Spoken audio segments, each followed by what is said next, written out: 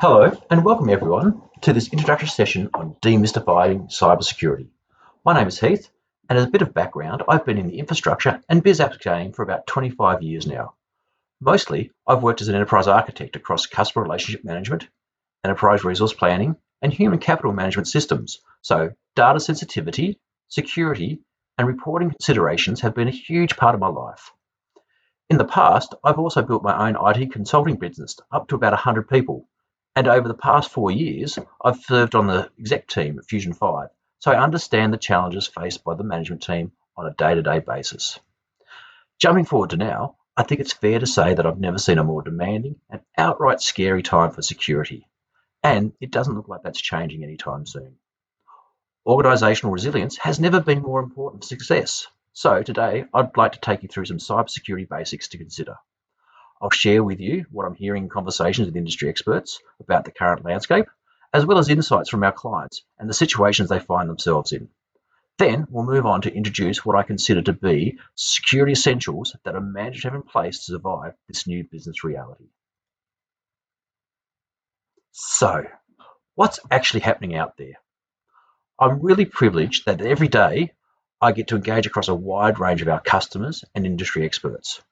I'm even more fortunate that our customers share their unedited experiences with me, and perhaps less fortunately, I get involved in some very interesting situations at stressful times. My job is never dull. In 2020, it's just been an absolute melting pot of new challenges for everyone. As a collective, we've been overwhelmed with new ways of working combined with working from home, ongoing disruption caused by lockdowns, and fear messaging on all fronts, including from our governments, the media, and software vendors. At the same time, the imperative has been to recession-proof our businesses. We've all been forced to engage more with our customers and partners to do things differently, to make an impact. For most of us, the messaging from the top has been, don't increase overheads, make do with what you have. In particular, I've heard outright that while security is important, business survival is more important. As the COVID shockwave starts to subside and business start to find a new normal, another common theme is that people just don't want to worry about security. It's just a can of worms that's confusing and too hard to start. However, more recently, I'm finding that in our recovery journey, the executive conversation has again shifted to ensuring the business operating environment is secure. So our challenge is to start making cybersecurity simpler and more aligned to the business need. It's been a real roller coaster.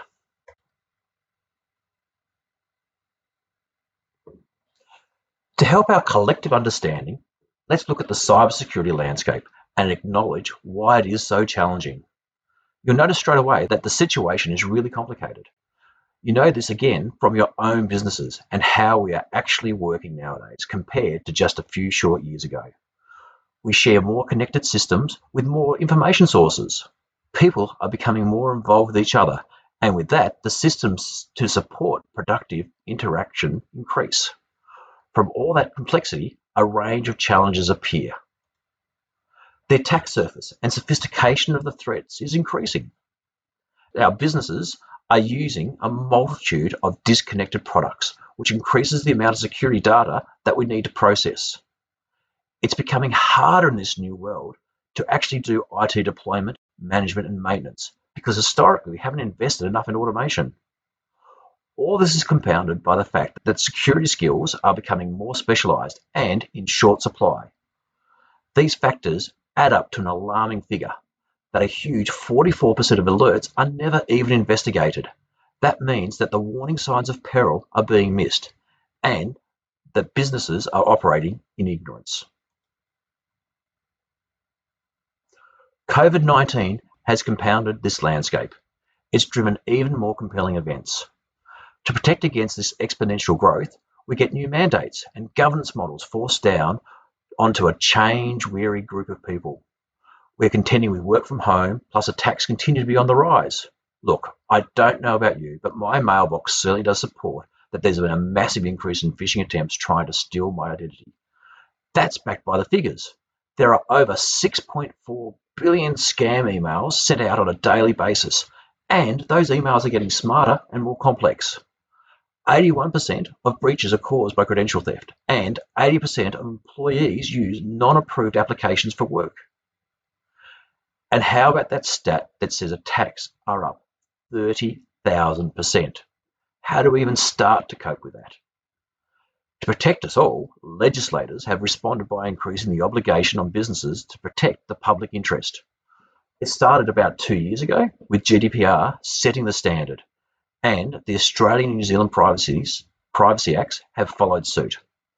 Add to this, if something goes wrong, then the recovery costs are very, very significant. If you start to look at the cost to business of a data breach, you can understand the concern. Over the life of a significant breach, the cost is about $4 million mark, and that's counting things like emergency actions, productivity loss, as well as recovery and investigation of the issue. That figure doesn't actually cover regulatory penalties or the full damage to your reputation in the marketplace. The stat that concerns me the most is the length of time to identify and contain a breach. It's 3/4 of a year, so the loss and distraction is devastating. With this maliciousness and direct cost to the bottom line, you can easily see how many businesses never fully recover from a major incident. Victims in the small to medium business sector in particular have a high chance of closing their doors for good within 2 years of a major cyber event. Okay, so we've established it's all a bit scary out there. Let's talk about what we can actually do about it. So, where do you start? That's actually easy. It's always with the data. You've got to understand where your information lives, how it's being used, and whether it's important or not. Then you need to consider your people. Do you have the right policies in place? Do your people actually understand the policies and the intent behind them? Do you have a cyber awareness program in place to keep your team up to date? Next, consider how people interact with the business data itself. And that's through endpoint devices like laptops, tablets, phones, and smartwatches. It's critical to know what you need to protect, so you need to have a stock take and understand the devices that are being used. This is where risk assessment and IT asset management becomes key, as it brings scope to what you need to control. It's even more important as security experts look at people and devices as the biggest threat, as year on year they continue to account for well over 80%, nearly 90% of breaches. Do you remember that stat from earlier where 81% of breaches are caused by credential theft and 80% of employees use non-approved applications for work? This is by and large due to poor controls over people and the devices. The good news, however, is that for nearly every organisation that I've engaged with, this provides the greatest opportunity to quickly improve and with the least cost. When you address these challenges, it makes you more cyber resilient and you become a harder target. Being a harder target means that the hacker or bad actor has a high likelihood of moving up the road to the next organisation. It's like that old saying, you don't have to outrun the lion, you just have to outrun the person next to you. To finish off the understanding component, let's look at your systems and ensuring the related infrastructure is up to date and that the inbuilt security is already correctly configured. If you've outsourced your hosting, and yes, that includes cloud applications, make sure that they adhere to an industry security standard and they acknowledge the need to report data breaches to you in a timely manner. You want them to work with you in partnership. As an example, an ISO InfoSec ISO 27001 certified organization will have industry best practice risk reduction procedures in place. That will include an appointed InfoSec officer, monthly internal audits, and at least annual external independent compliance reports. They are building the trust that they can have your data and hold it securely for you. Now that we've talked about what you need to protect, I promise you some top tips to actually get yourself on your cybersecurity journey. For organisational change management, executive sponsorship is important to set the tone of the project. And to lead by example, on the cyber resilience journey. It establishes credibility and that security is a business imperative, not an IT one. It will get the entire business behind you. Really importantly, it will put an official stamp on all that cyber awareness training that you're going to do. Identity and modern security practices all directly relate to that reoccurring 80% breach theme. And that's related around credential theft and shadow IT leading to breach. Single centralized identity and sign-on will not only make everyone's life a lot easier because you won't need multiple passwords, it will make you a lot more secure. This is a really simple improvement that can enhance both the user experience and drive real rewards back to the company. I'll repeat that this is the good news in that you implement some relatively cheap and simple items which will significantly make you a harder target and therefore dramatically more secure. A little actually can give you a lot, as most likely you already have the tools in place but just haven't turned them on. In that same line, look to adopt modern security baseline practices. My very favourite one is multi-factor authentication, as it immediately removes the old problem of usernames and passwords being vulnerable and easy targets. It's currently the quickest, cheapest, and most effective identity protection method out there. Finally, planning for attack will allow you to decide what's important to your business. Probably the best way to look at how to start the plan is through a case study. Just like every other organisation out there, cybersecurity is of critical importance to Fusion 5. As a professional services organisation, we are a reasonably tempting target as we hold both data for our customers and our competitors would love to get their hands on our pipeline of work and IP. So, where do you start the plan? If you have a look at the anatomy of threat mitigation, you will start to understand how threats are going to hit you or how a cyber incident may occur. You can then look at how you would actually remediate. It's logical to break down the timeline of attack as it goes from probe through to success, and we look at how we prevent bad actors from getting in. And then, accepting that sometime they're going to get breached, the focus shifts to controlling an incursion and preventing its spread to minimize the damage.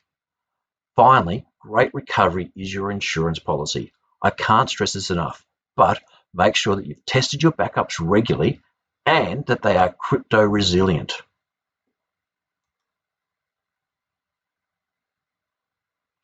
So, looking at how threats might hit us, we can then adopt a framework and align it to prevent, limit, and in the worst case, recover from an attack.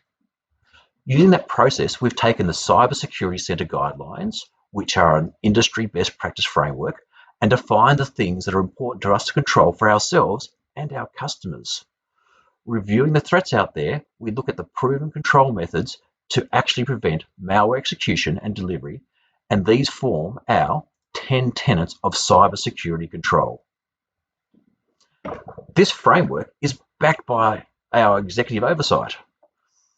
As CISO, I have a day-to-day responsibility over current status continuous improvement projects, along with the rest of our security team.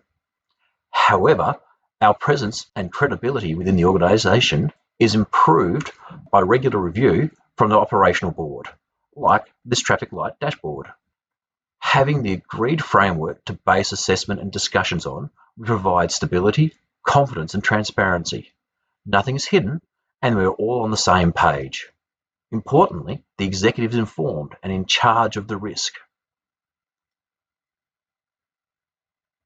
Well, that brings us to the end of our session.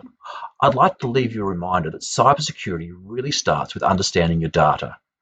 If you consider your people, their devices and systems that hold your information, then you'll have the security essentials in place to support your modern business. That will put you a long way ahead of the pack. Thank you so very much for your time, and I do hope you found this helpful. Please don't hesitate to contact me if you'd like some more information or some assistance on your own cyber resilience journey.